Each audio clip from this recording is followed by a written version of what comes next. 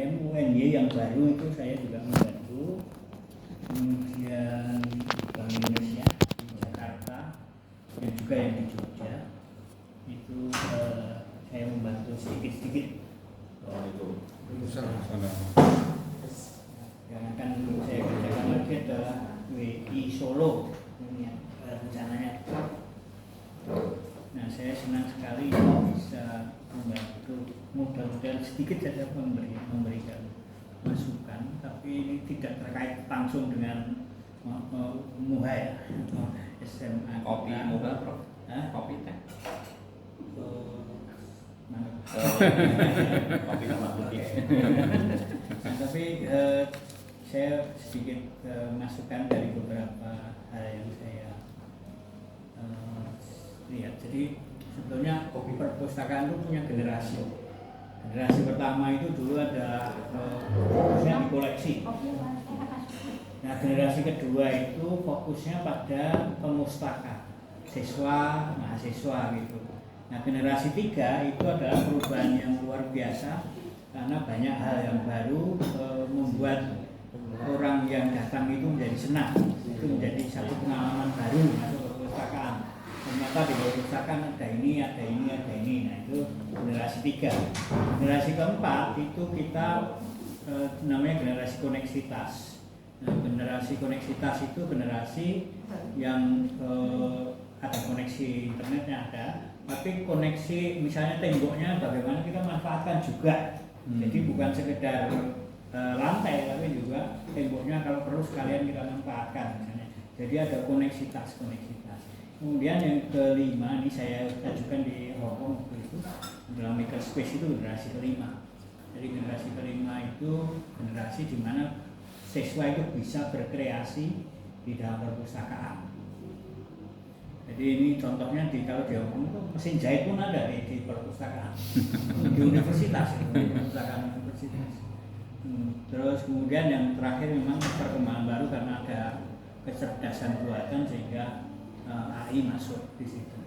Tapi yang jadi kita rata-rata ada di generasi 2 dan 3 itu. Sehingga kita nanti kalau bisa ada di poin 3 dan 4 itu mungkin sangat baik. Mudah-mudahan. Jadi kita ternyata di perpustakaan ada ini, ternyata ada ini, nah itu membuat kita senang. Tapi saya mulai dengan ini per bagian ya. Jadi raknya seperti apa yang bisa kita bangun baru, kemudian hal-hal yang lain misalnya tempat duduk yang baik seperti apa kalau kita bisa sampai ke sana gitu. Nah, kita mulai dengan perubahan dari rak buku dulu. Jadi kalau kita bisa bergeser di rak bukunya sendiri. Jadi rak buku itu warnanya kalau dulu itu coklat tua. Ini sudah generasi lama ya kalau coklat tua itu. Sekarang itu warnanya cerah-cerah. Nah, kita perlu pertimbangkan dari warnanya sendiri, warna rak itu. Kemudian pinggiran dari rak itu biasanya kita tidak lagi pasang print-printan nomor kode klasifikasi. Nah, itu kita menghindari itu. Bisa juga kita pajang misalnya buku yang sering dipinjam atau buku yang yang buku baru misalnya itu bisa dipajang. Jadi pinggiran dari rak itu bisa kita manfaatkan juga di situ. Ini contoh yang ini agak lama sudah agak lama. Tapi bisa jadi kita pasangi layar di situ, layar sentuh gitu, agar bisa orang mencari informasi. Tapi yang penting adalah raknya itu sudah bergeser dari rak-rak yang coklat yang tua itu menjadi rak-rak yang baru. Nah, bisa juga raknya itu lingkaran misalnya. Itu rak yang dua muka ya. Jadi di dalam bisa ada bukunya, di luar ada bukunya. Jadi kalau raknya itu bisa dua muka, sisi kiri dan kanan itu sama-sama itu menghemat tempat. Entah lurus, entah melengkung atau melingkar. Tapi kalau dua muka itu tempatnya bisa lebih hemat. Yeah. Karena kayunya tidak terlalu lebar. Kalau satu saja itu mungkin kurang. Nah, ini contoh ya. Yang bawah itu yang baru di di Singapura raknya sudah berubah-ubah semacam ini perpustakaan sekolah yang bawah itu raknya sudah bergeser ke peringkat sekolah gitu. Nah, ini kalau terus lampunya itu lampu LED di atas yang juga bisa memberikan daya tarik juga. Ini kalau mau ke sana juga sering perlu dipertimbangkan. Tapi yang lain ini contoh di Petronas di lantai 4 yang lama ini yang lama itu pinggiran raknya disebut-sebut dikasih tulisan ini bisa ekonomi ya, tapi tidak angka itu klasifikasi tapi bukan angka karena yang tahu angka itu hanya pustakawan. Iya, betul. Kalau siswa-siswa kan nggak ngerti. Jadi misalnya ini kelas apa ini itu gitu. Ini kalau memungkinkan dan perhatikan di bawah itu warnanya apa? Karpet juga merah misalnya gitu. Untuk yang jalan ke situ merah. Ini hanya contoh-contoh saja. Nah kemudian contoh lain ini yang di perpustakaan kecil di kampus Universitas Tamkang itu raknya itu belum membeli kali itu rak membeli, tapi kalau bisa dikembangkan oleh kawan-kawan TI nanti itu jadi kalau nyari buku yang gambar kiri dia nyari buku di komputer kemudian raknya ini akan ada lampunya lampu hijau itu dan ada suaranya itu memberitahu bukunya ada di situ. Nah ini kalau bisa terkoneksi. Ya terkoneksi. Jadi ini namanya smart cell. Jadi rak yang cerdas. Jadi raknya ini bisa terhubung dengan katalog. Nah ini contoh ini perusahaan kecil aja di Taiwan.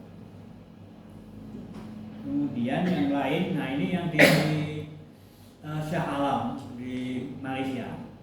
Itu sekarang ini trennya adalah buku itu karena sampul depannya itu menarik dan memberi daya tarik dan sekarang pustakaan itu lupa kalau bagian sampul itu menarik juga gitu kan yang dipajang di rak itu kan kelihatan cuma punggungnya. Nah itu nggak menarik.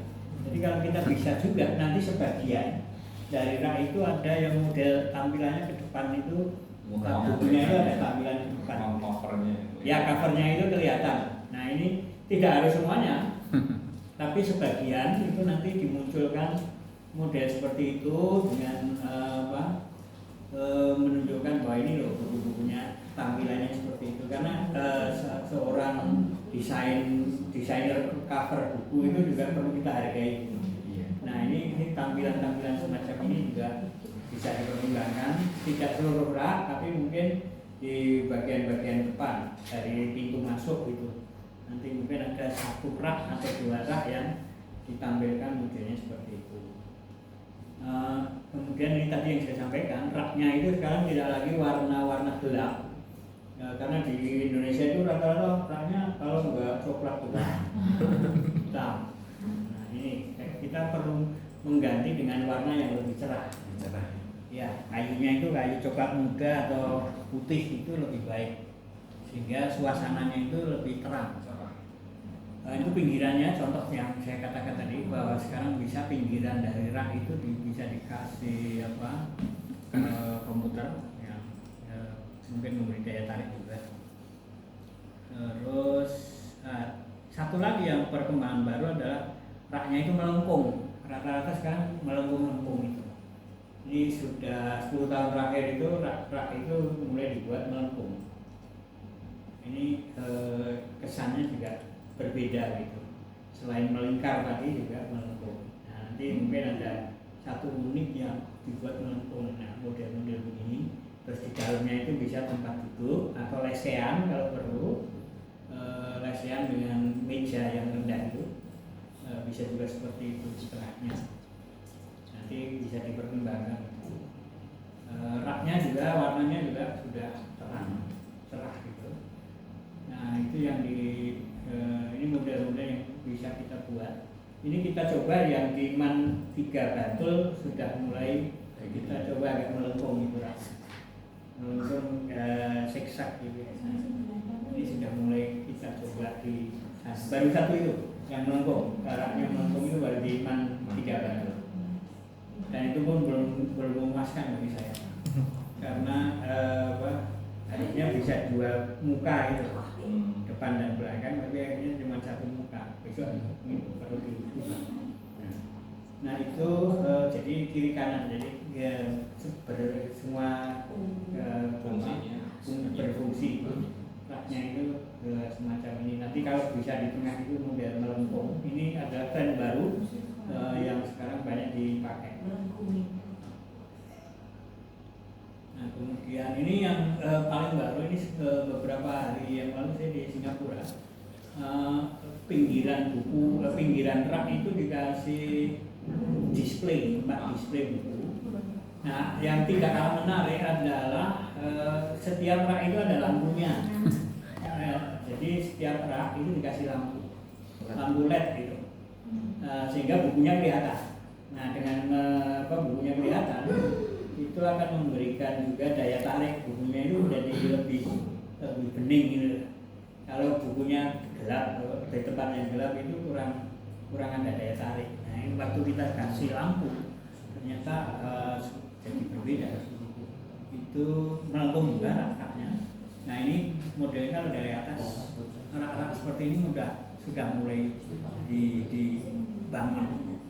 Nah kalau diperhatikan di situ permainan lampu saja itu yang menarik.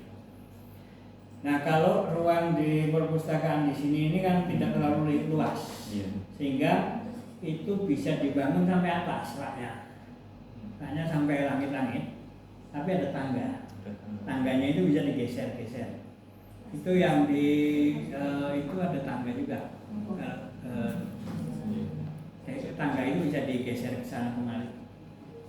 Kalau lihat yang di ujung itu, yang di pinggir itu ada tangga. Tangga itu bisa didorong kiri kanan. Jadi kalau kita mau memaksimalkan ruangan bisa sampai sana, sampai atas gitu, sampai atas ini, tapi ada tangga yang bisa digeser-geser. Ini space untuk belajarnya lebih banyak. Nanti bisa diusulkan begitu untuk raknya. Kalau itu yang bagus gitu. Bisa memanfaatkan tempat lebih luas. Nah kemudian ini tadi saya katakan lampu tadi. Jadi tidak harus semuanya pakai lampu, tapi ada bagian dari rak yang menggunakan lampu. Lampu LED itu kan tidak membutuhkan listrik besar, sehingga itu bisa dimanfaatkan untuk memberi keindahan dari rak dan bukunya jadi lebih punya daya tarik. Nah lihat di situ yang tengah itu melengkung, tapi yang pinggir tidak. Ini contoh-contoh yang bisa kita pertimbangkan di dalam desain rak. Kemudian contoh lain begini, lihat di pinggiran rak itu kita bisa kasih judul misalnya biologi atau apa, tapi dengan tulisan yang kelihatan besar gitu. Nah kemudian ada display buku yang di ujungnya rak itu, jadi itu display. Ini juga saya kira bisa didesain semacam itu. Kalau ruangannya jadi semakin menyenangkan gitu kan, memberikan daya tarik yang jadi tergantung permainan warna dan lampu itu bisa membangun. Ini tadi yang saya sebut sebagai tangga yang bisa digeser ke sana kemari. Nah kalau kita ingin memaksimalkan ruangan, raknya tinggi nggak apa-apa, tapi orang bisa mengambil buku dengan naik tangga. Ini kita akan mendapatkan luasan bagi perpustakaannya lebih besar. Itu mungkin perlu dipertimbangkan ke situ. Tangga ini. Saya kira tangga tidak terlalu mahal. Realnya yang mahal. Ya, apa? Realnya yang mahal.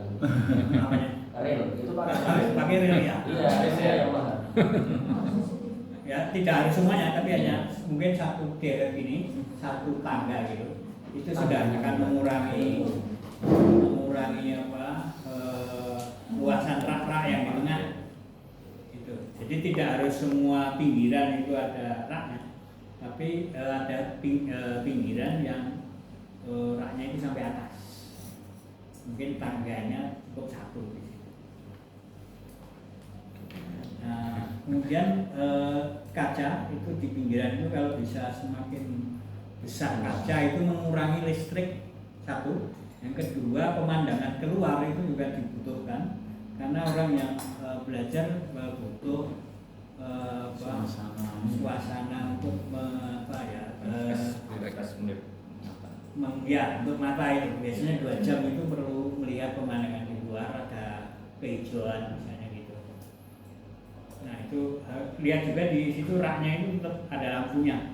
Ini kalau kita bisa membuat itu mungkin kita jadi yang pertama di Indonesia.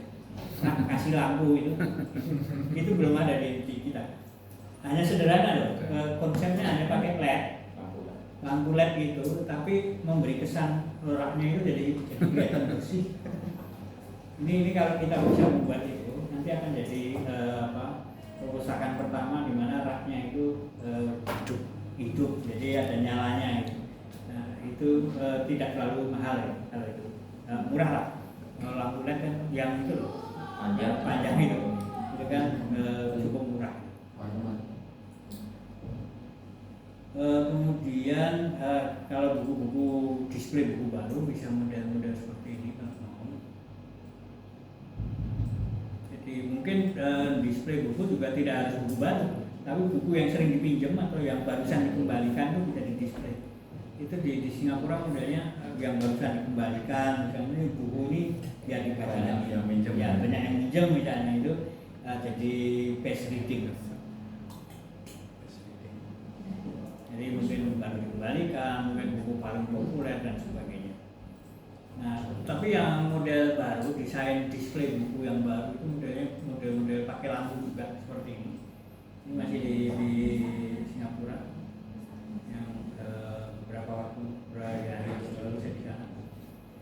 Itu bisa kita desain model-model display buku yang memberikan daya tarik. Nah itu kemudian kalau baca buku itu tidak selalu semuanya pakai meja. Nih, jadi kita bisa mengurangi space dengan kalau baca buku yang di pinggir dengan kaca itu bisa tanpa meja. Tapi juga perhatikan di situ dengan warna-warna yang cerah ini perpustakaan menjadi kelihatan lebih bersih. Mungkin ruangan ini kan warna di sini kan juga di ruangan ini kan juga terasa gitu ya. Warnanya itu warna cerah. Nah nanti perpustakaan dibuat desain seperti ini. Jangan warna gelap. Ini kalau ini terbitan berkala itu modelnya sekarang sudah pakai kotak-kotak itu yang dalamnya itu majalah-majalah misalnya itu ditumpuk di dalamnya. Tapi luarnya itu ada satu cover ya covernya di situ yang terbaru juga bisa dipasang di situ. Nanti kalau mau baca yang lawas itu tinggal buka. Nanti ada yang bisa baca edisi berapa. Ini ukurannya seperti rak buku juga, jadi tidak terlalu besar. Ini mungkin satu rak kecil mungkin karena majalah kita kan nggak terlalu banyak. Jadi mungkin 2 meter cukup atau 1 meter. Nah kemudian tempat bacanya sendiri kita perlu pertimbangkan juga, misalnya begini. Jadi tempat baca yang mandiri berapa gitu kita perlu pertimbangkan. Nah, ini bisa dicoba-coba kalau bisa desainnya bisa di. Tapi kursi misalnya, tapi yang lebih penting lagi colokan listrik biar misalnya kalau mungkin ada tidak kalah penting di situ ada colokan listriknya harus ada juga. Kemudian ini yang di Universitas SMU Singapore Management University. Ini perpustakaan fakultas ya, perpustakaan fakultas. Nah desain tempat duduknya itu dia didesain dari pikiran first class pesawat, jadi di atas bisnis. Jadi tempat duduknya kan model ini. Nah kemudian dia bayangkan itu menjadi tempat duduk seorang pemustaka di sebuah perpustakaan, sehingga tempat duduknya seperti ini. Ini bentuknya kubah. Ini perpustakaan berbentuk kubah itu cuma 4 di dunia. Di Florida 1, di Illinois 1, di Tianjin 1 dan di Singapura 1. Kita nggak punya. Nah kemudian tempat duduk yang lain ini contoh aja. Jadi tempat duduk yang sendiri-sendiri itu atau yang sepi itu sekarang diganti dengan namanya kanopi gitu. Helm. Kayak helm itu keren loh.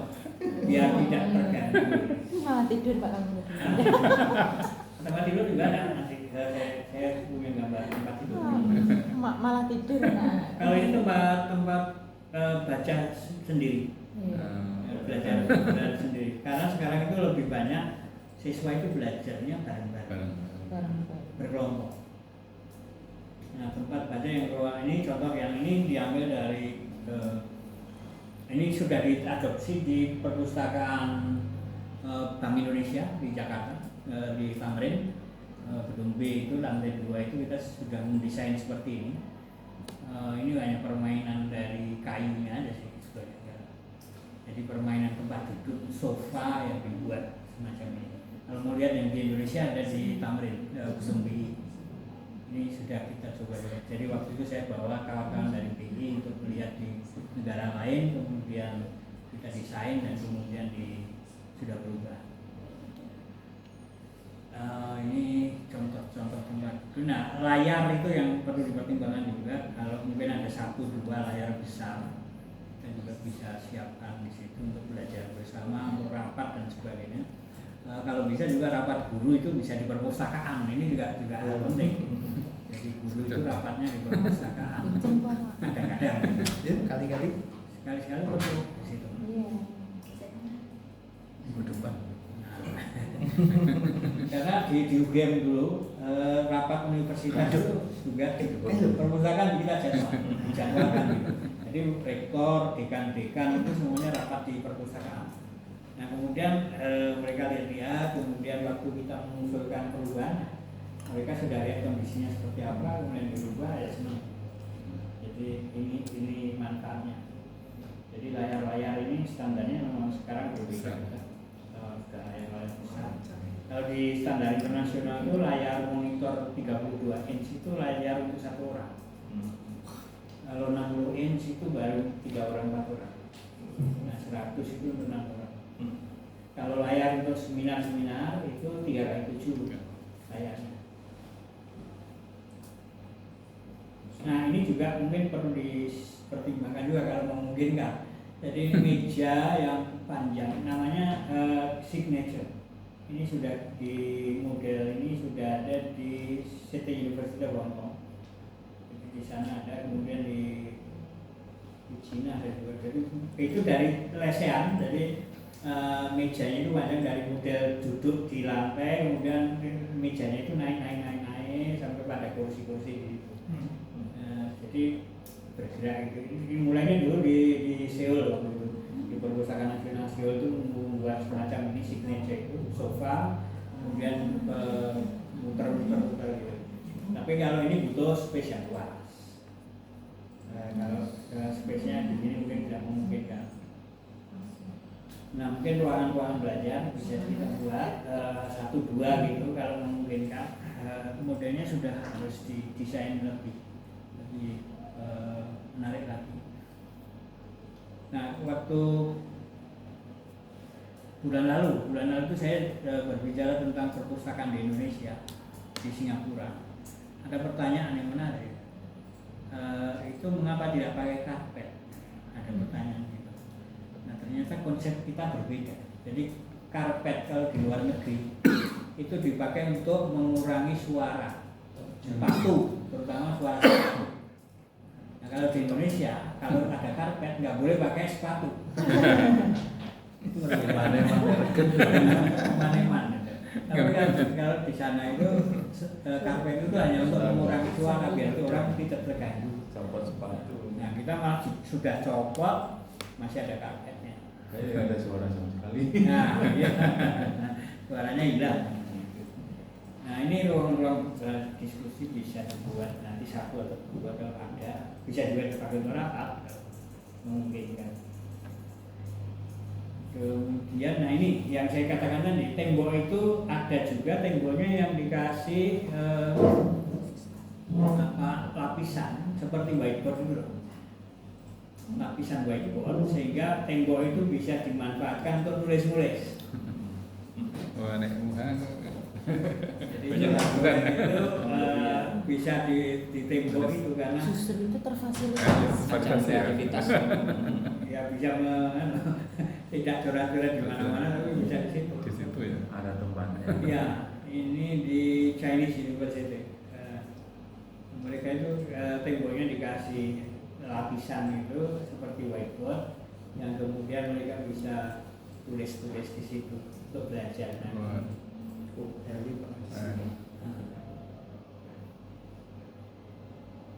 Jadi akhirnya tulisannya bisa begitu. Mereka bisa misalnya belajar bersama, kemudian tulis-tulis, temboknya bisa dipakai. Nah ini adalah generasi perpustakaan di mana kita bisa memanfaatkan seluruh bagian. Jadi bagaimana agar banyak bagian dari perpustakaan itu bisa kita manfaatkan. Sehingga sampai temboknya pun kalau bisa dimanfaatkan lebih baik. Ini contoh lain dari tempat belajar di lantai 3 perpustakaan fakultas. Itu yang saya katakan tadi. JTPKU damping. Ini yang apa? Untuk kubah yang satu-satunya di Asia Tenggara. Itu hanya 4 di dunia yang bentuknya kubah. Ini contoh saja. Jadi, kalau kita semakin banyak kaca itu juga bagus.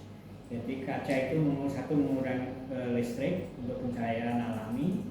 Yang kedua yang di dalam itu bisa melihat keluar untuk apa ya, refreshing mata. Nah, ini juga model signature yang lain, tempat duduk bersama-sama.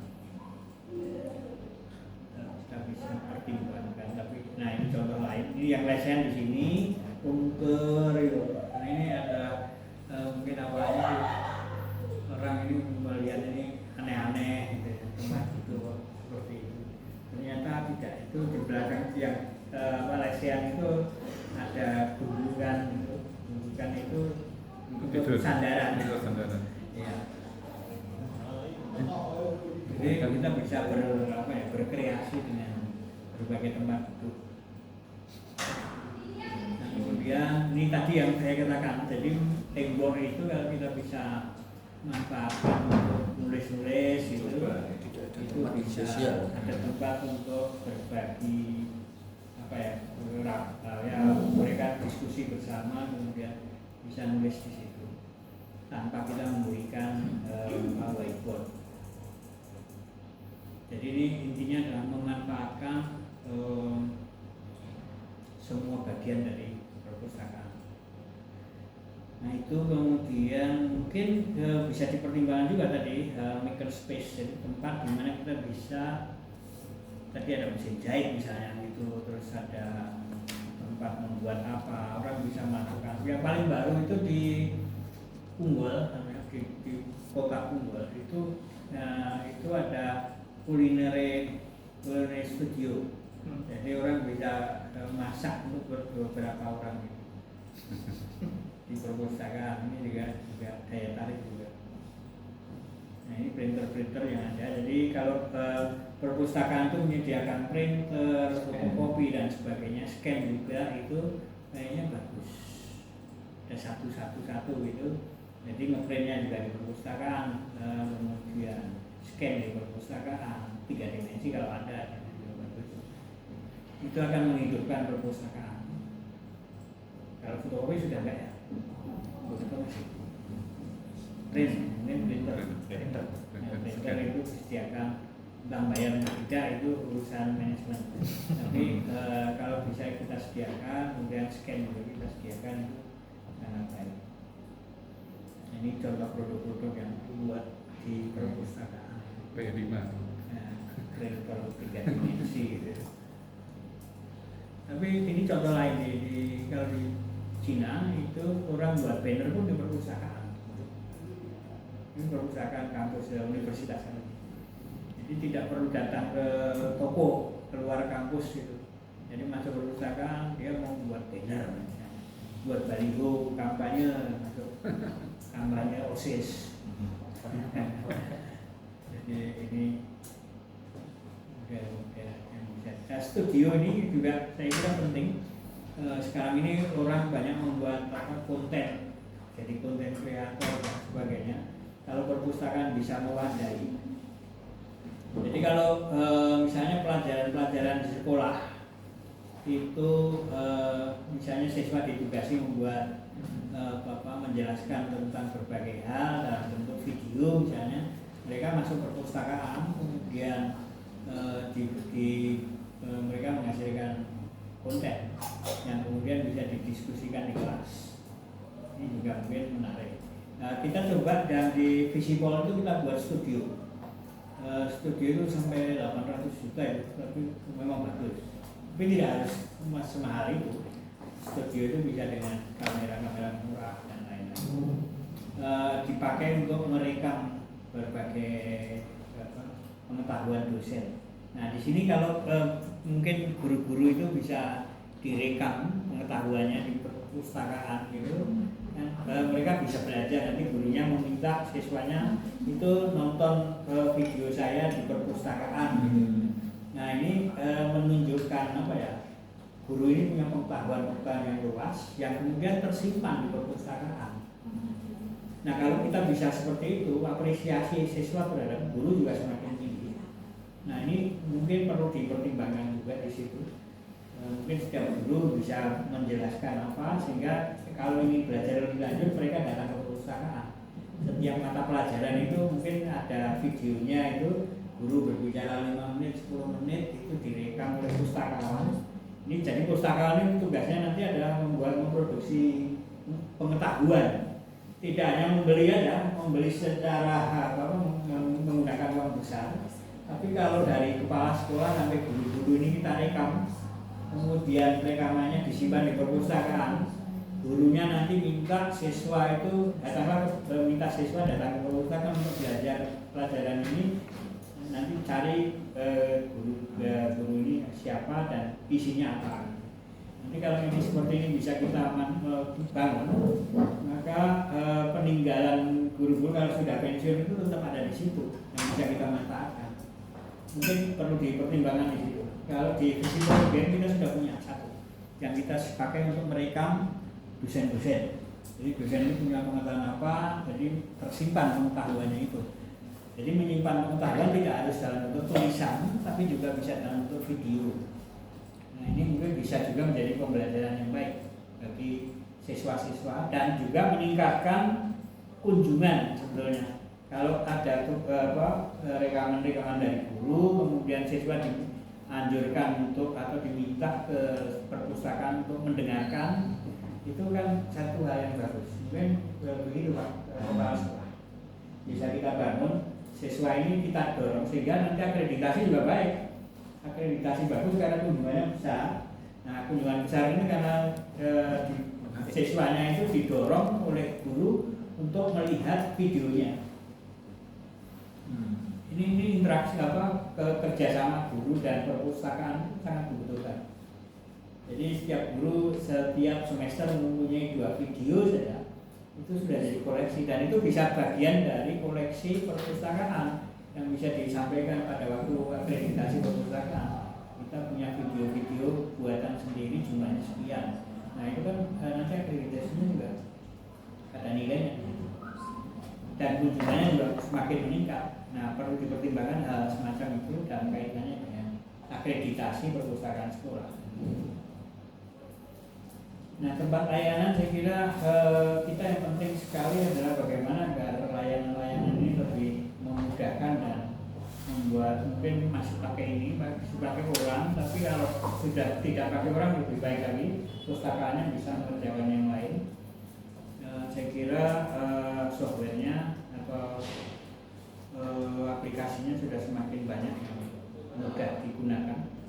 Slim saya kira sudah mudah begini. Tapi yang penting lagi adalah bagaimana agar kebersihan tempat layanan itu kelihatan juga. Ini di Indonesia itu paling banyak adalah kabel berserakan di perpustakaan. Itu rata-rata. Saya selalu memotret perpustakaan dengan kabel yang bermacam-macam. Ini juga kalau model masih dengan menggunakan orang, nanti mungkin 2 muka jadi tercatat peminjamannya. Tapi kalau bisa sudah menggunakan ini pembelian self check, saya kira bagus juga.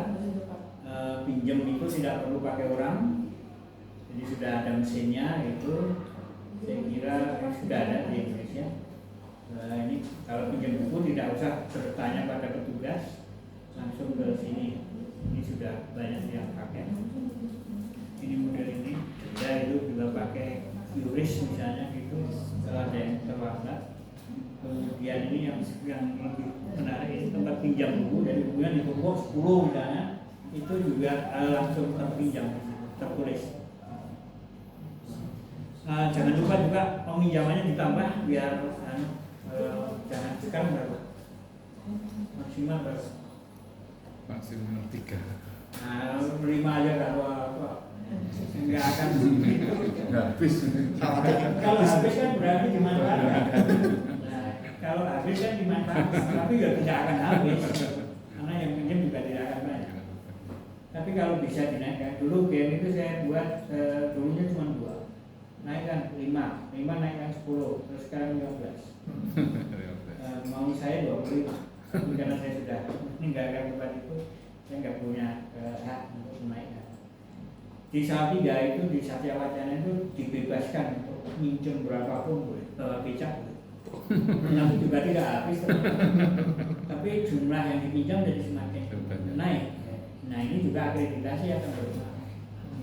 Nah dinaikkan 5-nya nggak apa-apa, naik 2 biji, tidak akan menjadi rebutan dan tidak akan kosong. Tapi rak yang kosong karena dipinjam itu sebetulnya masalah perpustakaan. Kalau perpustakaan raknya isi banyak tapi nggak pernah dimanfaatkan, berarti ilmunya tidak berguna. Nah, harus dipertimbangkan di situ.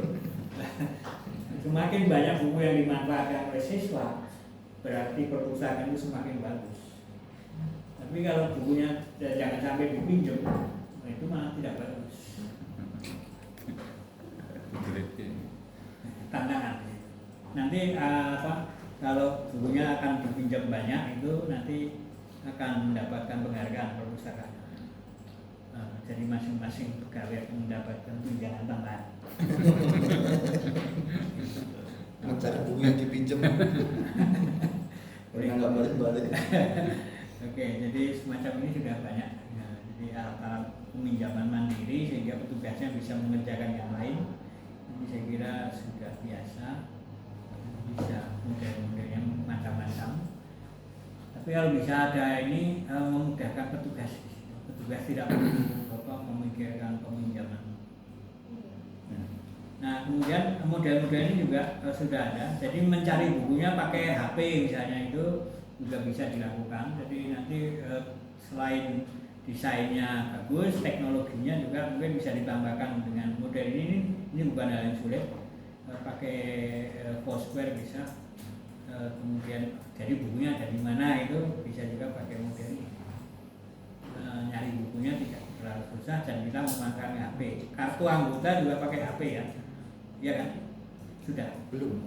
Nah itu HP-nya itu nanti dipakai untuk pinjam buku. Itu kan jadi bermanfaat. Nggak perlu kartu. Scan gitu. Semakin ada kemudahan. Kalau HP kan boleh ya, jadi bahas terang. Boleh. Nah itu bisa jadi kartu anggota. Kartu anggotanya scan ke HP. Nah sekarang sudah mulai ini katalog. Jadi katalognya robot ini masih mahal, tapi bahkan di Afrika pun sudah pakai. Kita itu ketinggalan sepur. Jadi informasi baru itu kita ketinggalan. Jadi sekarang ini sudah mulai seperti ini. Jadi kalau bukunya tidak cocok raknya itu juga dikembalikan sendiri oleh robot di negara tetangga. Jadi bukunya harusnya di sana, kok di sini ini yang tahu robot.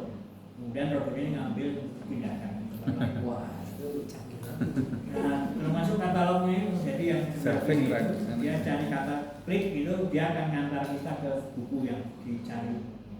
Ini sudah sampai ke sana, negara tetangga kita sudah seperti itu.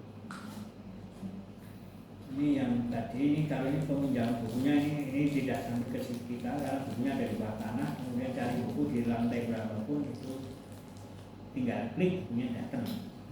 Ini di perusahaan Amerika sudah sebagian pakai seperti ini. Nah, kemudian ini contoh ya, ini kita pasang di psikologi ya. Itu kita ada olahraga gitu. Tapi yang menarik dinanya, jadi alat olahraga itu ngecas HP. Jadi digenjot gitu, tapi disambungkan ke charger. Jadi HP-nya atau laptopnya ditaruh di depan stand gitu, bisa ngisi baterai. Ini teknologi yang sederhana tetapi menarik. Tanpa listrik. Tanpa listrik tapi genjot. Sambil ngecas HP. Iya, itu di Singapura model-model gitu jadi di bagaimana ini namanya gym lagi.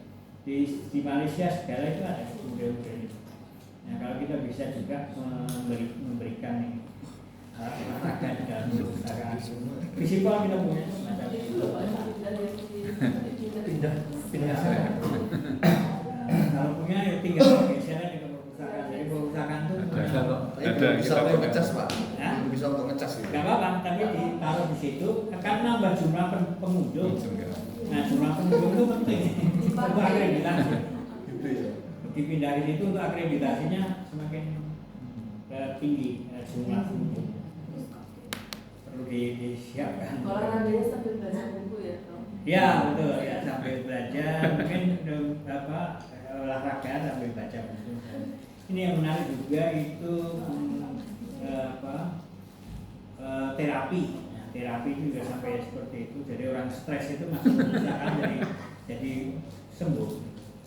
Jadi tempat duduk yang beanbag misalnya itu juga disediakan. Beanbag itu sekarang 500.000 satu. Sekarang semakin murah. Beanbag jadi tempat duduk yang macam-macam model tempat duduk, tidak harus kaku meja persegi, kemudian kursinya 4 itu sudah ditinggal. Nah, kita perlu ganti desain misalnya beanbag sambil ya tiduran itu satu space mungkin 2 kali 2 meter gitu. Ada model itu bawahnya karpet dan walaupun sepatu dilepas di luar ya apa-apa. Nah itu jadi ada sampai namanya frustration therapy, terapi untuk frustrasi dari sampai dokter pikiran seperti itu. Yang paling baru minggu lalu saya lihat itu chaos lab, jadi lab kekacauan. Itu sampai banget kayak gitu. Ini model-model yang disiapkan. Nah perlu dipertimbangkan juga bahwa mungkin orang boleh bawa minuman ya ke dalam perpustakaan ini, saya kira dilarang sementara. Ya, mungkin besok kalau sudah desain baru boleh bawa minuman. Tidak mungkin makanan tidak, tapi minuman boleh misalnya. Jadi jangan sampai mau minum aja harus keluar. Perpusnas di lantai berapa itu kemarin masih membuat itu. Saya ini harus dirubah, kemudian sekarang nggak boleh bawa minum. Ini perpusnas yang betul baru. Tapi kalau bisa model-model ini saya kira bagus. Kayak kafe-kafe itu kan gitu. Jadi UII itu dulu nanggung di Fakultas Ekonomi itu dibuat kafe, ada kafe tapi cuma 1 meter tempat layanannya. Jualannya pop mie, ini kan nggak bagus. Tapi kalau bisa ada jualannya juga tidak perlu. Tapi minimal orang boleh bawa minuman di dalam perpustakaan. Jangan takut bahwa nanti bukunya basah semua 1000 buku karena air 1 cangkir buku 1000 jadi basah semua nggak mungkin. Itu kekhawatiran yang terlalu mengada-ada. 1 botol itu tidak akan menumpai semua buku. Buku kalau tumpah, yang tumpah jarang. Karena belajar itu kadang-kadang haus. Iya. Mungkin tidak harus semua tempat, tapi ada tempat di mana kalau belajar di situ pakai bukunya sendiri, misalnya itu boleh kami Ngambil juga. ya, ngambil juga boleh di situ asal buang sampahnya benar dan diawasi CCTV. habis makan gorengan. Gorengan nggak boleh bawa, kecuali petugas. Nah, petugas itu masih bawa gorengan. Kok tahu betul ya? Realitanya gitu. Oh gitu ya. Kalau ini jadi perlu dipertimbangkan itu. Kemudian kalau siswa-siswa membuat apa itu dipamerkan di perpustakaan. Ini juga bagus. Ada kegiatan apa siswa itu apa ya? Namanya hasil karyanya Ah. bisa P5 sudah sekarang modelnya karya. Jadi waktu saya kuliah di Amerika itu ada mata kuliah namanya media design. Itu ujian tengah semesternya itu membuat film. Nah filmnya itu dipajang di perpustakaan, orang biar nonton.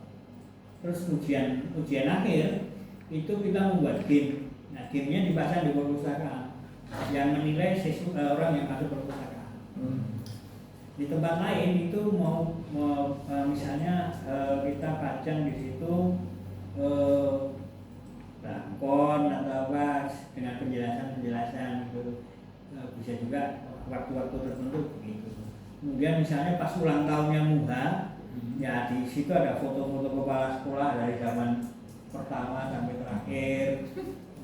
Kemudian foto-fotonya foto-foto gedungnya dulu yang masih belantara. Ini kan dulu daerah ini kan kompleks kehijauan hijau penuh hijau dulu. Masih ingat ya Pak? Masih ingat. Karena saya harus masuk siang pas satunya karena nggak cukup ruangan. Nah, sekarang kan sudah baru bangunan hampir total semuanya. Nah itu kalau ada fotonya kan baru dipajang di perpustakaan. Jadi perpustakaan ini bisa menjadi tempat untuk mendisplay berbagai hal. Ini yang saya katakan tempat tidur di perpustakaan. Jadi namanya melting pot. Jadi sekarang ini sudah bukan hal tabu di dalam perpustakaan tidur. Itu menantu saya itu yang kiri. Menantu saya yang waktu kuliah di Melbourne, sekarang tinggal di Jepang. Waktu kuliah itu dia yang bisa tidur di situ sampai pagi. Perpustakaan itu. Jadi dia kirim saya untuk Nginep. yang nginep gitu. Kalau yang kanan itu di Inggris tempat tidurnya kecil, tapi itu bisa ditutup gitu. Menutupi. Jadi tapi itu ada timernya, ada alarm untuk kalau sudah 20 menit atau setengah jam harus bangun. Gantian. Iya. Jadi itu bisa ditutup. Ini jadi tidur itu jangan dianggap sebagai mengganggu perpustakaan. Karena orang belajar itu kelelahan juga. Perlu istirahat mata. Nah, sehingga kalau ada tempat tidur 1 atau 2 itu nggak apa-apa, boleh saja tidur di situ. Nah itu ini tantangan bagi pustakawan maupun guru di Indonesia karena itu hasil kajian, hasil penelitian bahwa orang itu kadang sudah dari rumah sudah lelah belajar di situ untuk ngantuk jangan dimarahi, apalagi dibangunkan. Itu sangat merusak fisik sebetulnya. Nah perlu dipikirkan itu. Nah, kemudian teknologinya saya kira perlu dipikirkan. Kalau ini sorter ini mungkin masih jauh. Jadi kalau pustakanya nggak usah milah-milah. Ini kembali ke kelas mana gitu. Sudah perolehnya Otomatis. Kalau di Seattle waktu peresmian tahun 2004 tuh saya datang itu yang tengah itu. Jadi buku kembali itu sudah jalan sendiri, gerak mana dia. Waktu di Library Congress juga begitu. Jadi cari buku, hanya datang kalau nggak sudah selesai, klik itu balik lagi ke raknya. Ini sudah teknologi yang sudah berkembang bagus. Ini yang di Singapura itu raknya selalu ada layar yang mungkin mengingatkan misalnya kalau sebelum pinjam misalnya before you borrow, sebelum pinjam kamu harus ini. Nah itu contoh saja dari apa pinggiran-pinggiran rak itu bisa kita manfaatkan dengan sebaik-baiknya. Jadi kita bisa kasih berbagai fasilitas untuk rak. Ini juga perkembangan baru kalau klasifikasi itu sekarang pakai QR. Jadi orang ingin tahu isinya apa aja sih, jadi dipakai HP tadi di situ kita tahu daftar isinya apa saja, secara abstraknya juga ada dijelaskan. Bahkan kalau mau beli di mana itu ada. Ini tambahan dari klasifikasi sekarang sampai ke situ. Ini pengetahuan pustakawan ya. Kalau di kita kan masih belum sampai. DDC Mas ya. Iya, jadi ya, jadi semacam itu. Ini perkembangan obat yang bisa kita lihat di situ. Lokasi. Nah, sampul bukunya itu bagus-bagus di tempat lain itu.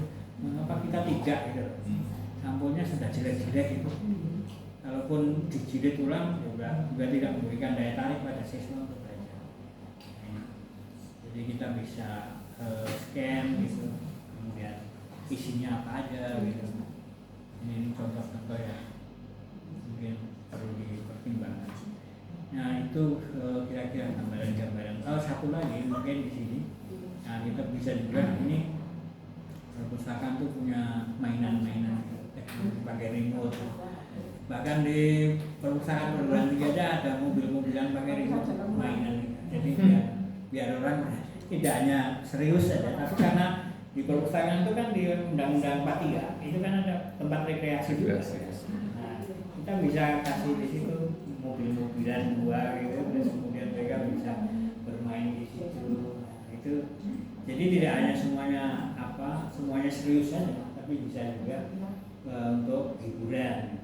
Juga televisi saya kira juga tidak kalah penting. Mungkin televisi untuk channel-channel tertentu gitu bisa. Itu jadi ini mudah-mudahan yang dikembangkan di berbagai perpustakaan dengan teknologi. Yang paling baru kemarin itu, jadi kalau itu nggak ada orang tapi adanya robot. Jadi robot itu berbicara gitu. Nah ini dia bisa ngobrol apa aja itu dengan perpustakaan. Itu aja gambaran-gambarannya. Saya kira nanti bisa kita. Kalau security jangan lupa CCTV itu yang penting. Kemudian petugas kalau ada security. Kalau di Amerika itu polisi sehari datang sekali. Muter aja cuma masuk kampus sudah jadi ada polisi satu. Tapi kalau kita bisa punya model-model yang lain, kalau ini masuk harus scan misalnya. Nah ini juga bisa kita kembangkan. Kemudian, nah ini juga jumlah ini hidran dan sebagainya itu juga perlu ada pertimbangan. Kalau kebakaran itu hidrannya ada di mana, petanya juga ada digambarkan di situ, hidrannya di mana. Jadi kalau ada kebakaran misalnya. Nah ini beberapa hal. Saya kira itu yang. Nah,